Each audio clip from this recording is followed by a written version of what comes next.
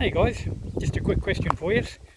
For those who have been watching the channel, you'll remember that I've done some garden arches over the top of the veggie gardens. If you can't remember or haven't seen it, let me just show you what I'm talking about. I've got the veggie gardens, the raised gardens, and you'll see some Rio mesh from this end of the garden up and over and onto the other one.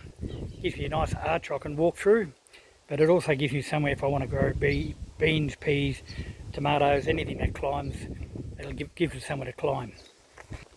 Now my question to you is, I watched a guy on YouTube the other day, he's got a tunnel garden, and I have to be honest, I really wish I'd seen it 4 years ago before I started all of this, because I think I would have tunnels everywhere. Now the question is, let me just turn you around again, from the garden beds there to the fascia up on the roof, 5 full panels of Rio would cover that whole area.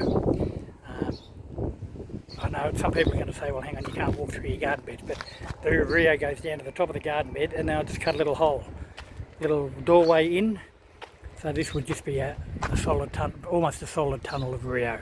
The idea being the garden beds, anything I grow in there, pumpkins,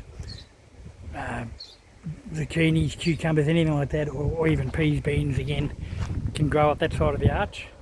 And on the other side I've got grapevines. I've got one there and I've got another one behind the door there, but instead of having to cut them down to the shed every time, I can just let them grow up and over the arch, and I think give it a couple of years that would fill in this arch nicely and it'd be a really nice feature.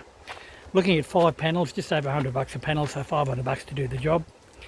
A little bit of welding, because I'd weld all the panels together so that they're all, you know, reasonably even. But just let me know what you think down in the comments.